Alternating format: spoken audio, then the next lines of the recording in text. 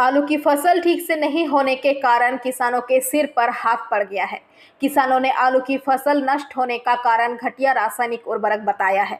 बांकुड़ा जिले के औंदा ब्लॉक अंतर्गत निकुंजपुर इलाके के चमटा गांव एवं इलाती गांव में करीब 40 से 50 बीघे जमीन पर आलू की खेती होती है। इस इलाके के किसान आलू की कटाई करने गए तो देखा कि आलू की पैदावार की हालत खराब है। आलू की जो आधी पैदावार हुई वह भी खराब है, जो गाय को भी खिलाने और खाने योग्य नहीं है। किसान दावा कर रहे हैं कि खाद की कालाबाजारी के कारण ऐसा हुआ है।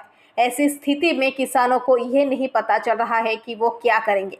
इलाके के किसानों का कहना है कि वर्तमान स्थिति यह है कि इस आलू को बेचकर अपना खर्च नहीं निकाल पाएंगे, क्योंकि उधार लेकर उन्होंने खेती की थी। अगर सरकार उनकी मदद नहीं करती है, समस्या होगी।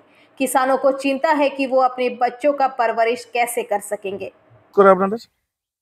মেয়ে ছেলে খাওয়াবো কি করে? আপনার সব তো ঋণ ধার, দুর্বল একদম গরিব মানুষ একদম সবকিছু ধার, সুফলা আর পাওয়া যায় না। ধরুন এই কেঁদে কুল পাচ্ছে না। কত বিঘা চাষ করেছিলেন আপনি?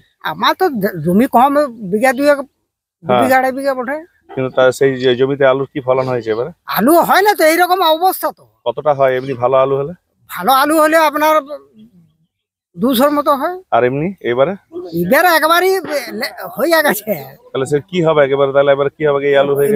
এবারে টাকা ফাঁকা শোধ করতে পারবো না তো আপনার, কি বলছেন? তাহলে সেক্ষেত্রে কি করতে হবে? তাহলে টাকা শোধ না করতে আলুর এইরকম বিকৃত রূপ কি কারণ হয়েছে বলে মনে করছেন? মূলত আমরা আশা করছি বীজের জন্য। কেন? বীজ কি হয়েছে? বীজ এটা হরদেব সাঙ্গার ব্র্যান্ডেড বীজ, আমরা এটা বরাবরই চাষ করি। আমরা এই বছর বীজ কিনেছি গড়বেতা অনুপ পানের কাছ থেকে। ওনার কাছে আমরা কমপ্লেন করেছি, কিন্তু উনি এখনো পর্যন্ত আমাদেরকে কোনো রেজাল্ট দেয়নি। উনি বলেছেন আমি কোম্পানিকে জানাচ্ছি।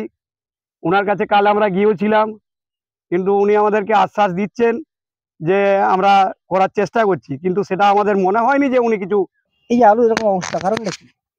কারণ আমরা বুঝতে পারছি যে এটা বীজের গন্ডগোল, বীজের জন্য হচ্ছে এটা। কারণ বীজ যে এসে যে এর অন্য বছর হয়নি, এটা ওখানে পাঞ্জাবের থেকে ভেজাল বীজের জন্য হয়তো এই অবস্থা হয়েছে।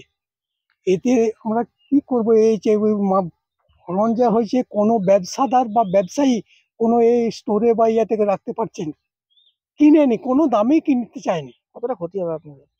আপনাদের মোটামুটি মানে 75%, 80% ক্ষতি হবে। কি করবেন আপনারা ক্ষতি হলে? আমরা আর কি করবো? এখন করার তো কিছু এমনি ইয়া নাই। কি চাইছেন এখন আপনারা? এখন আমরা চাইবো কি, যে সরকার থেকে যদি কিছু সাহায্য করে, বা হয়তো কোম্পানি যে যার কাছে বীজ হরদেব সাঙ্গা, ও যদি কিছু সাহায্য মানে এমনি বীজ বাবদ কিছু বা এমনি চাষ বাবদ কিছু দেয়, তাহলে কিছুটা ইয়া হবে। बांकुड़ा से अनुप रॉय की रिपोर्ट, PBTV न्यूज।